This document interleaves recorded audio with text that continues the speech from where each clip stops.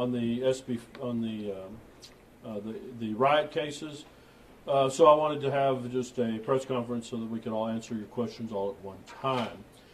Before I answer your questions, I want to start off with just kind of a general statement. At this point, we have kind of two different directions we could go.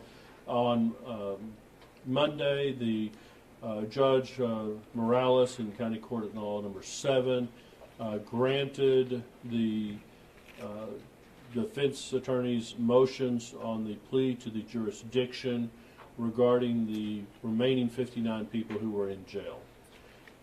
We had been fighting all along to go to trial on these 59 people. We had re-indicted. We've been doing everything that the judge had asked us to do to get to trial on these 59 people. The last plea to the jurisdiction amounted to this. The district courts, the Council of Judges, had gone through a very elaborate program to answer all of Judge Morales' questions and concerns regarding transferring the cases from the district courts to the county courts. The district clerk had complied with that process. The county clerk had complied with that process. And the transfer order itself that was in the file ordered that the cases that had been indicted from that last 59 cases was transferred from the indictment court to the county court, and it referenced an Exhibit A. Exhibit A was not included, wasn't filed with the cases. I don't know why the clerk's office was some clerical error. The clerk's office did not include Exhibit A when they filed the order itself in all of the different cases. The public defender's office objected to that. The clerk's office, once being made aware of the clerical error, inserted the Exhibit A into all of the files. So Exhibit A is now actually also part of the order of transfer in all of the files. Judge Morales, not being happy with that for whatever reason, went ahead and granted the plea to the jurisdiction, thereby dismissing them on the clerical error committed in the clerk's office. Again, I want to emphasize this is not something the district attorney's office has any control over. The entire process is something that the district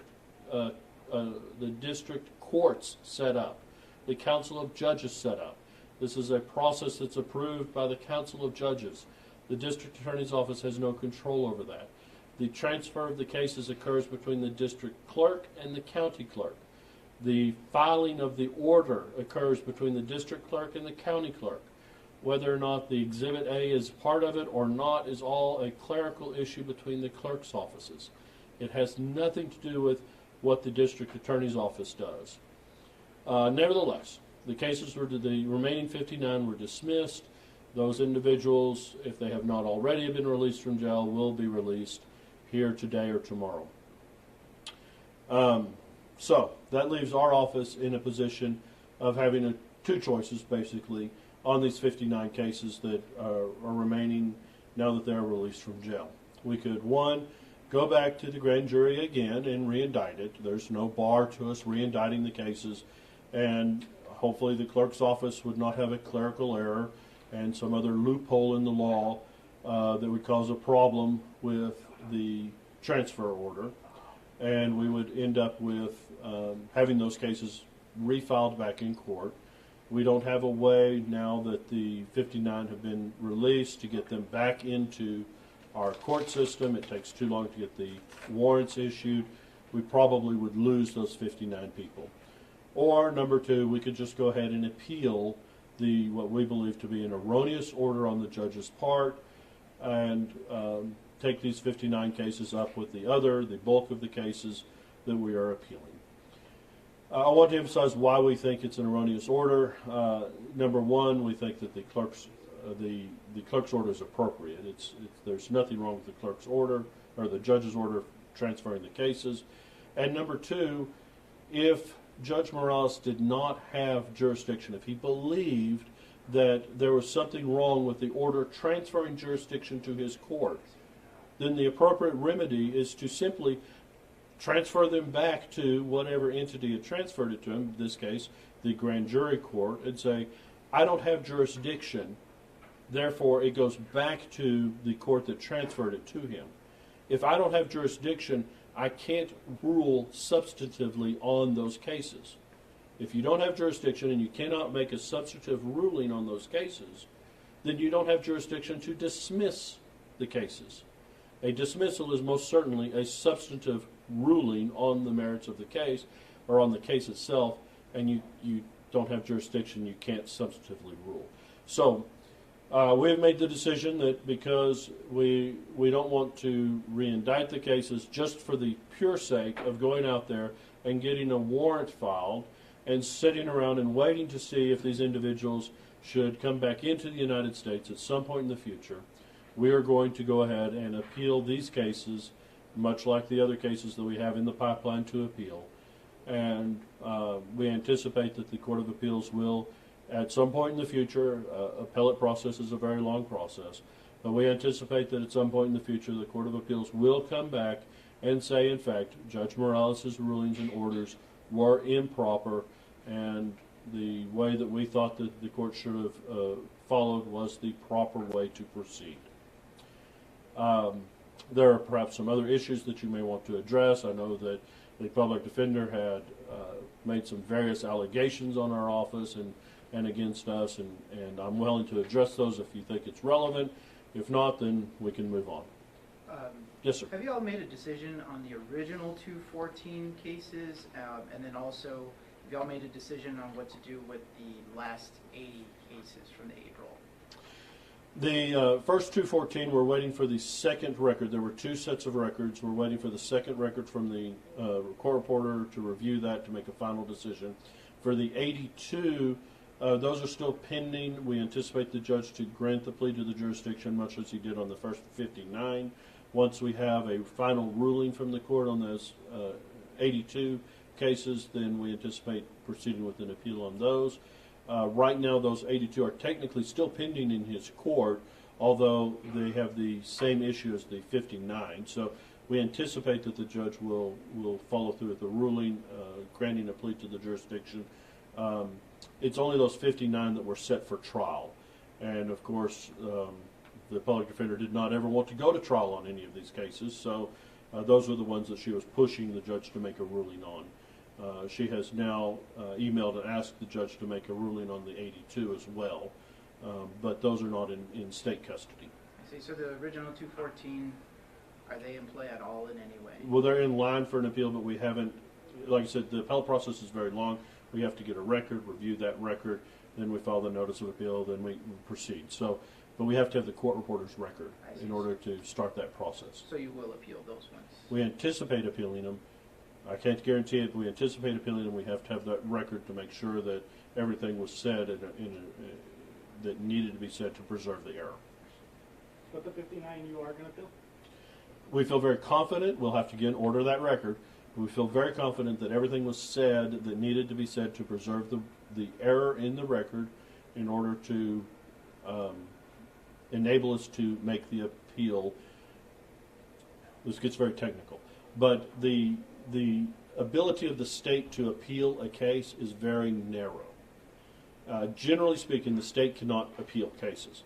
So the avenue for a state to file an appeal is very, very narrow. So we have to make sure that we preserve the error in that very narrow window and on the very narrow grounds that we can appeal. So we want to make sure that we get the record from the court reporter that we have done everything that we needed to do in order to file the appeal on those very narrow grounds.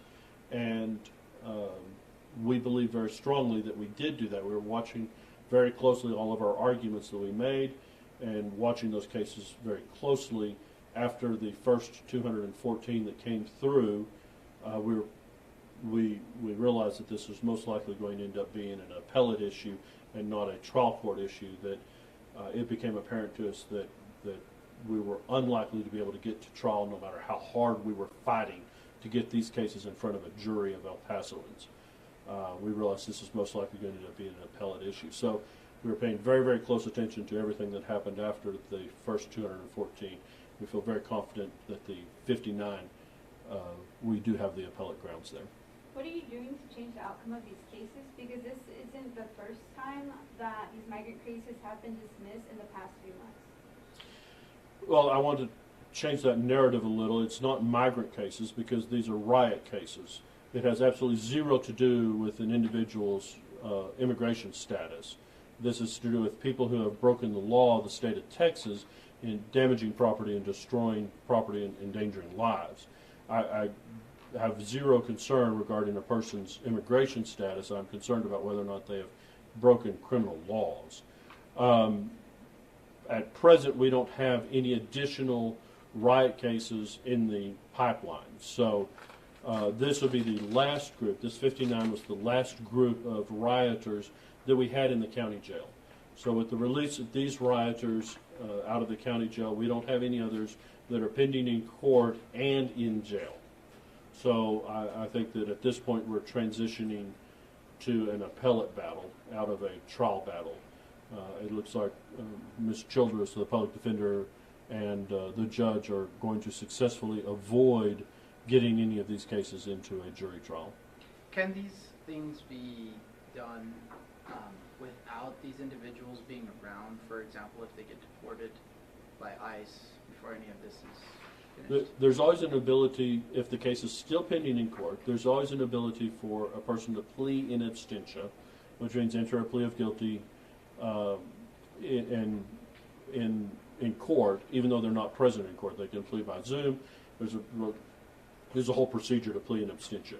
But the case still has to be pending in court. If there's a plea to the jurisdiction granted and the judge erroneously but nevertheless grants a motion to dismiss, the case is no longer pending in court, and we cannot go to a jury trial without a person being present. Do you think these cases are being dismissed at all for a political motive? I think that Ms. Childress, the public defender, has a political motive. I can't speak to the judge's motive. But, look, the public defender, if they wanted to go to trial in this case, they could have gone to trial at any point. A plea to the jurisdiction doesn't prevent someone from going to trial. They could have gone to trial. They could have pled their case. They could have even gotten their clients out of jail. They waived several bond hearings. So at any point, they could have gotten their clients out of jail. They had their clients in jail for 60 days. They could have gotten them out of jail on a bond hearing. They could have entered a plea of guilty at any point. Or they could have gone to trial. We were certainly ready to go to trial on Monday. They could have gone to trial before then if they had asked the judge and gotten a setting. Instead of fighting these pleas to the jurisdiction, which, again, are not, there's something that can be waived at any point. It's not like, again, as with this most recent example, the transfer order was there, just not the Exhibit A. Some clerical error, a loophole in the law, which is something that they could certainly have waived if they had chosen to. So, if that's the case, then what else is there other than some sort of political motive? Can you just They've speak already to... been in jail for 60 days, and you're offering time served. Why continue it if they've already served 60 days? I know it's technically not the sentence, but they've already been in jail 60 days. Well, there's still no finding of guilt, right? So, if there's not a finding of guilt, then that's why they're not held accountable until there's a finding of guilt. Mr. Hicks, could you address, it seems like there's a lot of work being done on things that are considered to be misdemeanors. Can you just speak to the effort and why pursue that effort? Well, I think it's important to note that everything that we've done has been responsive to actions taken either by the judge or by the public defender. Nothing that we have done from the very beginning has been out of the ordinary until we've had to react to circumstances imposed on our office by either the court or by the public defender. Fighting for justice in our court system and fighting to hold criminals accountable in our court system is what we do every day. And if we have to fight hard for justice, that's what we do. We fight hard to hold people accountable. If the going gets rough, then that's what we have to do. If the word ever gets out, hey, you know what? At the DA's office, if you make it really, really hard to get that DWI conviction, they'll just give up. Well, certainly we never want to send that message. But DWI is just a Class B misdemeanor. It's just a Class B. Riot is just a Class B, at least the way we indicted it for these people. It's just a Class B misdemeanor. Make it really, really hard and they'll give up. Never. Never. Justice is justice. And we fight hard in our courts every day to seek justice. It doesn't matter if it's a Class B misdemeanor, Class A misdemeanor, or a felony. We fight hard to seek justice. Now, at the end of the day, at some point, we do transition and we make that value judgment between, okay, is this going to be a case that we're fighting hard to get to trial, or are we going to go ahead and fight this case in the appellate courts to get the message across that the correct thing in the law was what we were arguing for from the beginning. Now that there's no one left in jail, and most likely most of them are either being deported or some are going the amnesty route, whatever they're doing, right? But the point is none of them are going to be in jail. We've made the decision to transition from a fighting to get these cases to a jury of El Pasoans to give us their decision on what the case should be. Fine, we're going to go ahead and take this the appellate route and fight our appellate battles. I see. Are you all getting any assistance from the state or any resources through the Border Prosecution Unit to pursue this next stage? Well, no, there's no additional resources from the state of Texas on these particular cases. The Border Prosecution Unit is a organization which helps to fund all transnational prosecutions, not specifically riot cases. So that's a little bit of a difficult question to answer in that we didn't get funding from the BPU to prosecute riot cases. We get funding from the BPU to prosecute all transnational criminal organization type of cases. So a lot of the prosecution has been in-house in these cases. As are all of the 20,000 cases we prosecute every day. And then building off that, some readers have reached out concerned about the taxpayer money being used to try these cases. Do you know how much money has been spent on these cases, and what's your message to those people? Well, again, my message to anyone concerned about the district attorney's office spending money is that we spend money every day to prosecute criminal actions every day. So there's not any additional money or extra money that goes to prosecuting these cases that didn't go to prosecute every other case that we have in our courts. So you can't say that in our district attorney's office we are dedicating specific money to these cases there's no way to segregate the money that goes to these cases versus every other case. A prosecutor gets paid for their time every day, regardless of whether or not they're prosecuting this case or that case, right? So the time that we spend prosecuting cases is the same across the board for every prosecutor. What's important is, what I mentioned before, is that we fight hard on every single case we have. And just because a public defender or any other defense attorney makes it particularly difficult to go forward on a case doesn't mean that we should ever throw up our hands and say it was too difficult to go forward. If it's ever too difficult to go forward, then we're not doing our job right. Just because it's difficult to pursue justice does not mean that the DA's office steps down. Just because the defense attorney makes our job hard, makes our job expensive, just because the defense attorney's putting up a fight, that doesn't mean that we stop. That doesn't mean we slow down. That means we bear down, we get our fight on, we get our helmets on, and we go into the battle, and we do what we have to do to get justice for the people of our community. Would you say these riot cases over the past few months have been fair in the dismissals of those cases? And why not go to a different judge during that process? Okay, two questions. As I understood, your first question was, has it been fair? I don't know about fair. I would say it wasn't properly handled under the law, which is why we intend to appeal them. I think that the rulings have been unlawful. So I think that we're certainly appealing them because we believe that the law was not followed. And why didn't we go to another judge? Because in the Council of Judges, they assigned those cases to that judge. So we don't have neither the Public Defender's Office nor the District Attorney's Office have any control over how the Council of Judges makes the assignment on cases. Mr. Hicks, do you have anything else you had? I just, sorry, before you go into that, how rare is it to have a misdemeanor cases where it's dismissed, reindicted, dismissed, reindicted, and now appeal? How rare is this? Well, I would say it's unusual to have a public defender filing motions for our private bar attorneys. I would say it's very unusual to have a public defender's office representing not just being appointed to 27 people, but then filing motions on 50 people or 100 people. I think that's very rare.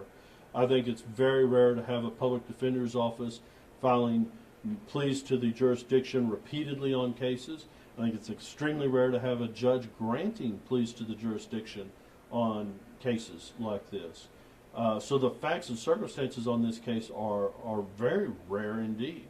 What we've had to do every time something like that has happened is certainly very unique. But again, the emphasis is not on what we've done proactively, because we haven't done anything proactively.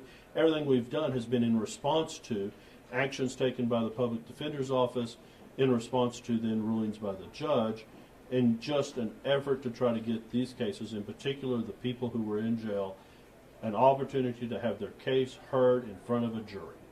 That has always been our goal, to get these cases heard in front of a jury, which I don't think we're going to be able to do.